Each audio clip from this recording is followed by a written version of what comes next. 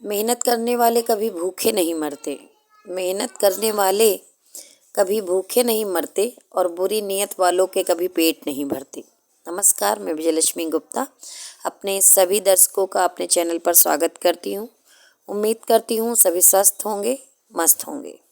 जो भी संघर्षरत बहनें हैं, शायद वो सोच रही होंगी कि मैं मुख्य सेविका के रिजल्ट के बारे में कोई अपडेट देने आई हूँ, परंतु ऐसा नहीं है। बात करेंगे कुछ महत्वपूर्ण बिंदुओं पर और बात करेंगे कि इस भर्ती में रिजल्ट आने के बाद भी क्या क्या समस्याएं आ सकती हैं, और बात करेंगे अराजक तत्वों को लेकर के। हालांकि आप समझ सकते हैं कि इस भर्ती को कराने के लिए जो संघर्षरत बहनें हैं वो काफ़ी परेशान हैं, परंतु आयोग द्वारा भर्ती निकाली गई है और आयोग के द्वारा ही संपन्न करवाई जाएगी। ऐसे में कुछ अराजक तत्व अपने स्वार्थ के लिए, निजी स्वार्थ के लिए कोर्ट कचहरी के चक्कर लगा रहे हैं। हालांकि उनके केस खारिज भी हो रहे हैं क्योंकि उनकी जो मांग है वो गलत है। उन्होंने समय अवधि में कुछ भी नहीं किया जो उनको करना चाहिए था, और अब बाद में जब भर्ती गतिमान है, चल रही है, उसके बीच में वो चाहते हैं कि खेल के नियम बदल जाएं, तो ऐसा होगा नहीं। एक महत्वपूर्ण बिंदु है जिस पे चर्चा करेंगे, और चूंकि मैं शुरू से इस भर्ती से जुड़ी हुई हूँ तो मुझे पता है कि इस भर्ती में कौन कौन से लोग लगे हुए हैं जो इस भर्ती को नहीं होने देना चाहते।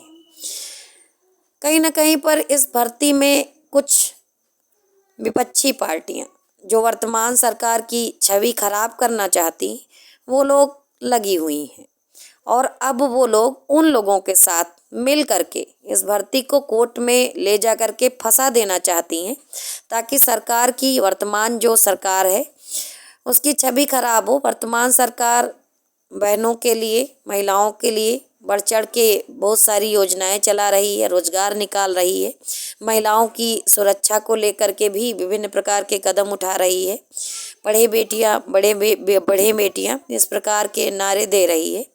ऐसे में उत्तर प्रदेश में कोई भी भर्ती निकलती है, फिर चाहे वो महिलाओं की हो या सबकी हो, सभी कैंडिडेट की हो, प्रत्येक भर्ती कोर्ट में जाती। कोर्ट में जाने के कुछ बड़े कारण नहीं होते हैं, वो ऐसे कारण होते हैं जो कोर्ट में अगर समय से सुनवाई हो जाए तो तुरंत ही निस्तारित हो जाए। लेकिन कोर्ट में इतनी ज़्यादा भीड़ है, इतने ज़्यादा केस पहले से ही पेंडिंग में है कि यदि कोई नया केस डाल दिया जाता है तो उसकी सुनवाई जल्दी हो नहीं पाती है। इसी चीज़ का फ़ायदा उठाते हैं अराजक तत्व, और अराजक तत्वों के साथ अब तो विपक्षी पार्टियां भी मिली हुई हैं जो सरकार की छवि खराब करना चाहती हैं। यही कारण है कि मुख्य सेविका भर्ती में अब अराजक तत्व जब यहाँ से हार गए हैं, खारिज कर दिया गया है उनका केस, तो अब इस केस को डबल बेंच में सुप्रीम कोर्ट तक ले जाने की बात करते हैं, और साथ में ये भी कहते हैं कि कोर्ट भी भ्रष्टाचार करता है। मतलब ये भी कह रहे हैं, एक तरफ कोर्ट में न्याय के लिए जा रहे हैं, दूसरी तरफ उनको कोर्ट पर भरोसा भी नहीं है। अराजक तत्वों का कहना है कि ना आयोग ठीक से काम कर रहा है, ना विभाग ठीक से काम कर रहा है, ना सरकार ठीक से काम कर रही है, यहाँ तक कि सर्वोच्च संस्था जो कोर्ट है वो भी ठीक से काम नहीं कर रहा है। अगर काम कर रहे हैं तो ये अराजक तत्व ठीक से काम कर रहे हैं। इन्हीं के पास दिमाग है, इतना दिमाग है कि डीबी से भी बाहर गिर पड़े, डीबी में भी इनका सिलेक्शन नहीं हुआ। इतना मतलब हाई क्वालिटी का दिमाग है, न जाने कैसा दिमाग है। ऐसा दिमाग है कि सबकी कमियां नजर आती हैं लेकिन खुद का कुछ नहीं समझ में आता है। इतना नहीं समझ में आता है कि जो कोई भी भर्ती निकलती है तो नोटिफिकेशन एक बहुत महत्वपूर्ण डॉक्यूमेंट होता है जो जारी किया जाता है कि सभी अभ्यर्थी इसको पढ़ लें, समझ लें, उसके बाद ही आवेदन करें। अब जब भर्ती गतिमान है तो उनको विभिन्न प्रकार के इशू हो रहे हैं, विभिन्न प्रकार की लड़ाइयाँ वो लड़ने मैदान में उतर आए हैं। जब भर्ती संविदा कर्मियों द्वारा फंसा ली गई थी कोर्ट में, तब भी उनको प्रॉब्लम नहीं थी। अब जब उनका सिलेक्शन नहीं हुआ है डीबी में, सारी समस्याएं अभी उत्पन्न हुई हैं, और इनके साथ में लगे हुए हैं विपक्षी दल। मैं ये बात दावे से इसलिए कह रही हूँ क्योंकि मैं कुछ बातें आप लोगों को बताना चाहती हूँ।